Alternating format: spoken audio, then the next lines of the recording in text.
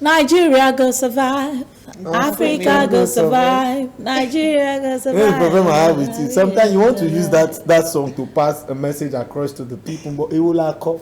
Nigeria go survive. Welcome back to the Breakfast. I still have Surreal right here, and Wemimo Ajebeye, cognitive behavior counselor, she calls it. But right now, what we need is a therapist. We need a counselor. It's with us in the studio. We need a therapy. We want to do therapy this morning. Wemimo, good morning. Our current realities are not smiling at all. Naija know they smile. People on the street know this. In fact, before they say Nigerians, they're not smiling on the street. Now they are holding kumo with their face. It's even funny how people even walk on the street now. They just walk as if something is running after them without smiling. No smiling face on the street. Like kumo. Someone is looking at you. You're beside somebody at the bus stop, and the person is looking at you like King Olagimele, right? Like you've not made call beside people on the bus stop and like, hello, what's up? Even and somebody is looking like, like, waiting to sweet your belly. Why you smile? So the current reality is of the Nigerian person right now. I still don't get how people get to do parties now and they are smiling at the party. I'm usually wondering and saying, was that party held in Nigeria? So please, it's affecting our head, and I think it's the situation that is making us to be frowning our face all the time. So, Auntie Wemi, what is our solution? Well, it's quite interesting because everyone, she's even smiling. I'm always smiling. She knows from behind the camera. She says she's not talking about problem. She doesn't want to talk problems. If you want to say anything that is not a problem, you have to put on a smiling face. You can only say problem with a straight face. Problem. So am I smiling? Problem. Problem. So let's get. The last time I got back, and I called my sister and said, I'm back. She said, she used the word welcome back to reality. I didn't let it slide. I said there are realities all over the world. Of course, yes. So because one thing I've discovered is that around here, our own land, we are never prepared to handle realities. All right, and our system doesn't prepare us. Things just happen and they dump it, and that's why we get the reaction. It is what you are prepared to handle that you handle properly. It's not as if outside the world, they don't have things. They have their own major challenges. Of course they do. Okay, but they are prepared. If your tap is not going to run, they are now ahead. So you are prepared. If you are going to be out of electricity, they are now ahead. But here, no. Electricity grid collapsed 7 times in how many months? So we all have electricity spoiled my sister's laptop, spoiled charger, burnt two what's that thing? Extension boxes in my house overnight. Nigeria has gotten better to a state where you can just take those things to our local government. We all have reality. See the way I'm looking at it. We have reality. You have yours, I have mine. Of course. Our own personal reality. We have the general ones, which we have been analyzing. But the thing is, do you want it to kill you? Let me use that word. Okay. So if you still believe you want your life, you're hoping for a better whatever. Okay, so how do I cope? All right, so I'll say the first thing is accept the reality. Okay, this reality I've started setting in since the lockdown. Yeah. But people were believing after the lockdown has been eased, things will get better. I said the lockdown is just a shadow of what we hope to experience. A shadow. It's just a shadow. And the moment the lockdown set in, under the guise of coronavirus, things started evolving. Things started to change. A whole lot of issues. But the issue is people had difficulty to switch. So we are the ones who are being rigid. I'm not judging us. Okay, we've always had the situation with fuel, we've always had issues with money. It may not be as bad as this, but the thing is, how flexible are you to manage your personal issues? Because the national issue is becoming a personal issue because it's touching at you. As a person. As a person. So I can't use my coping mechanism to measure yours. So you must sit down to look at the peculiarities of your own situation, your family. Personalize the issues and then look at how to deal with your pocket, okay, your locality, okay, your income, your outflow, the expenditures. Okay, you have always been dragging yourself into, are they necessary? Because everything is now coming, tied to economy, personal economy. So how do we, because whatever touches on your economy touches on your life.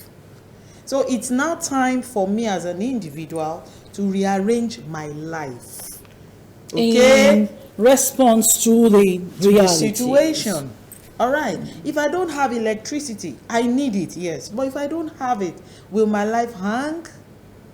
We need to ask ourselves some, salient questions. We need it. Okay, it's a need. But if it is not available, what's the next line of action? And do you think whatever your next line of action may be, do you think the economy won't still frustrate your next line of action? You see, I said earlier that frustrations all over the place, disappointment all over the place. But I'm looking at me as an individual in the midst of all of this. Do you get what I'm trying to say? I'm with you. So what I'm going to break down is, let me accept the realities. Fine.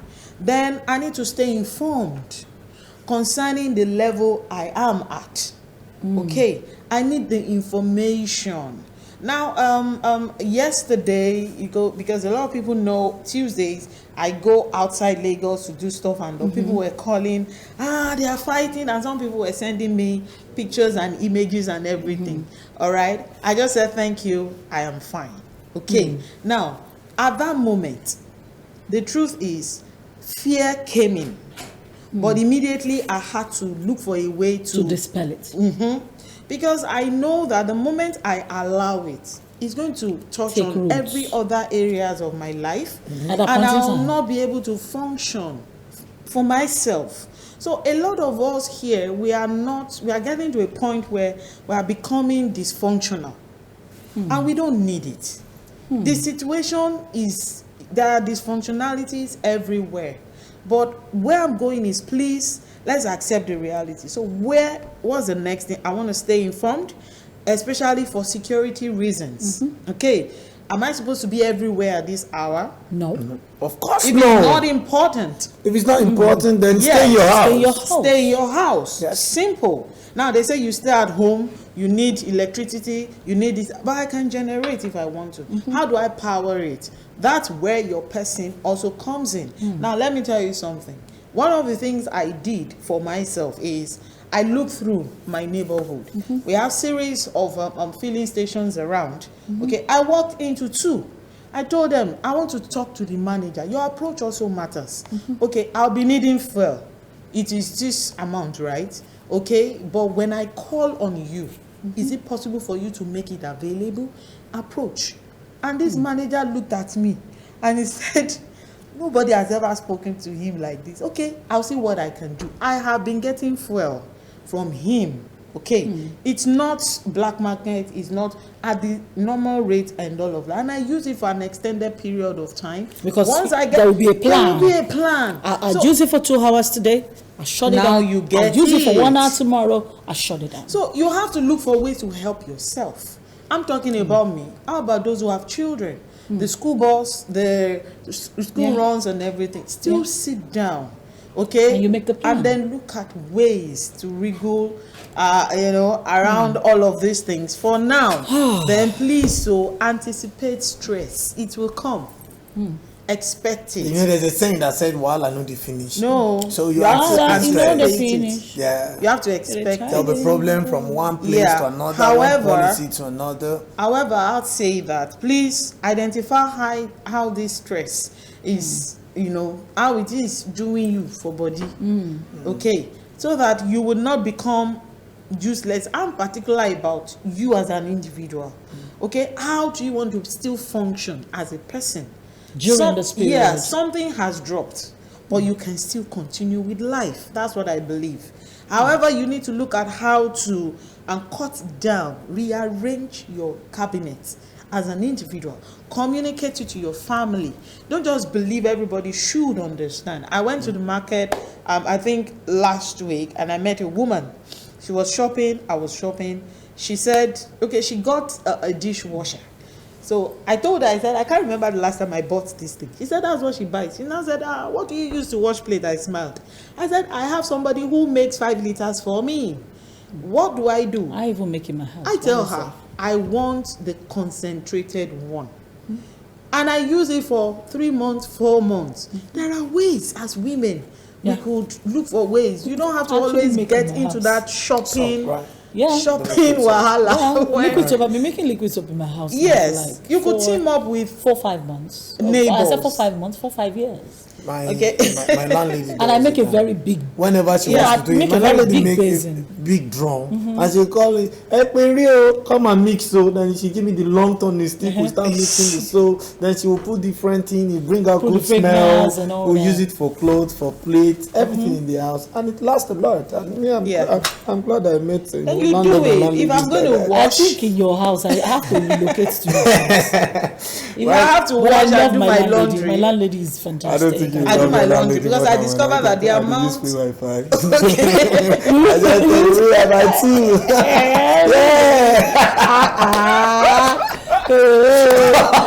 We are not comparing notes. It's true, mommy. I discovered, mommy. When I get to mommy, you will give me inverter. You have to be giving me inverter because so that we can compare. He has free Wi-Fi. Let me have free inverter.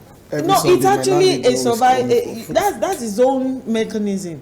Team up. You at this stage where we are now, we don't have it. You don't have it all. Yeah. Your neighbors need you. You need them. Right now, we need if we need to pump water, if we need water, and you are not the landlord of the house.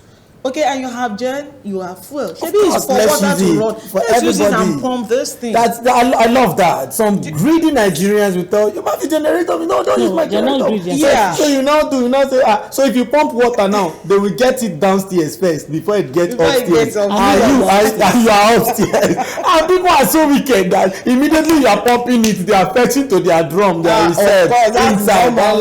Okay, but there's always a way to go around. No, you can always have better understanding. Okay, you talk about buying in bulk. Mm-hmm. You can always, if you can't do it with your direct neighbor, you have a friend who has children and all of that.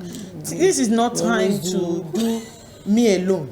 As usual. I tell you, you need buying things, somebody stocking on things. You can buy quite a number of things that are cheap now. You know the interesting part? Food is actually cheaper. Food is actually cheaper now. It's storage that matters. I'm telling you, food is actually cheaper. Do you know between November and December, I've got the time. You know that I sell. So I've got the time. Is a bag of rice? It's cheaper. I mean, which food that is cheaper? Do you know that tomatoes in December we were maybe cooking? The tomatoes, the onion. I just know of when rice. Nigerians tell you it's not the fact that they don't have rice in their wardrobe or that they don't have gari in their cupboard. Just the ingredient. They don't have soup. It is soup that is food in Nigeria. You don't know. You don't know. You don't know. The one that is soup in the freezer. Okay, it's a bachelor. Don't worry. All right. So let me tell you. You see what? This is not even helping me to manage my stress. And we are talking about stress, and I'm still anticipating more stress. You don't need to manage your stress. Your landlady gives you free food, free Wi-Fi. No, you are very okay. Is it not very okay? Very alright. Very alright. Yeah. In our own situation, we have to. One morning I was going to work and I needed to go on commercial. I don't have 1 to 5. I just back. Hello, Momsi. Are you up? I don't know if I can get like cash from you. She's a banker. She's a senior banker. If I can get cash, we could say what about? I said, there's no cash. Because come upstairs, come on. Me to the upstairs. And she gave me, I think, about 3,000. I've not even refunded it now. I will do that later. When I want to pay this house rent, I just put Jara on top. And then to mention this issue of cash, because we need it. Yeah. Of course. What I have been doing so far is still this same filling station. We've tried it. It's not working. Because you see, this is do you know the person you met is definitely different from who you are meeting? No, hold on. You see, our own reality is different from our reality. You know why? This is one of the moments when you appreciate the benefit of living off town. I'm trying to outside Lagos, off town. Oh, they endure the traffic, so let them enjoy the benefits. They enjoy the pain. Well, maybe we should just continue. Just leave the off town.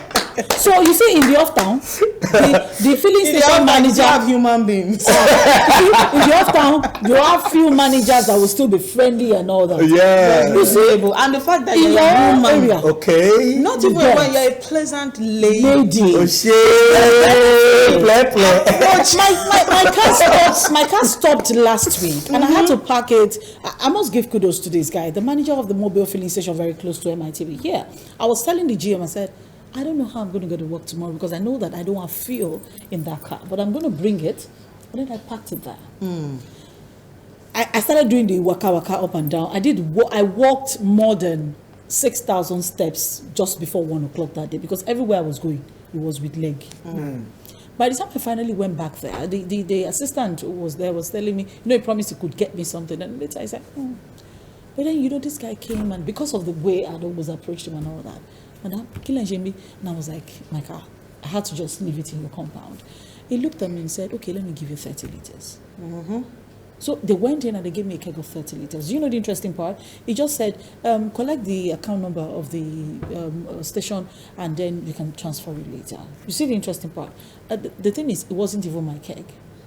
So they gave me the fuel, put it in my car, and I had to bring it to the office. Somebody else had to help me turn it. And then I went back later to go return the keg. Relationship. Sometimes I do cash back with them once in a while. But you don't get to meet such people. In Lagos, often, Lagos, seriously, it is not their fault. Sometimes when the filling station is too crowded, even when it's not, you can just be unnecessarily cranky. You can just you put that one there. You manager, Madam Mumbo. Sometimes there are no people in the filling station. The people are just cranky, and now or they are nasty. Because they believe that they have the right to do, and I think it's because of what we're talking about. Having digested the current realities and turned it into their personal problem. Rather than coping with it, they exude it, they put it on people, and they start expressing anger, expressing pain, transfer aggression on people all of the time. And for those who are transferring aggression, as we round off this conversation, for those who are transferring aggression like that, find themselves doing it they don't know how to do better. I was going to say that. So sometimes they don't even know they are doing it. They don't even know. It has so much problem. become a part of them that they don't know. They can no longer differentiate between being same. It's just like people who cannot filter or censor their words. It's just the fact that the society has been used to being abused. So the only way to express yourself is through aggression. So that's where I'm going. It's love season. Some people say this and this. Be that person who would extend it. The love somebody else. Now, for example, the fuel managers that I talked about, I'm already thinking of what to give to them for me. Okay, now so let's just be deliberate about being human without having to allow the situations to determine honestly, if love leads, we'll really enjoy this. You see why I said we don't lack leadership in Nigeria? We don't lack leaders. They just choose to rule. We don't lack people. They just choose not to be nice, not to be compassionate, and not to love. Yeah. If those words would exist, we'll have a better country. But Auntie Wemi, thanks for joining us on the show this morning. Thank you very much. All right, let's take another commercial break. When we come back, we're rounding off the show.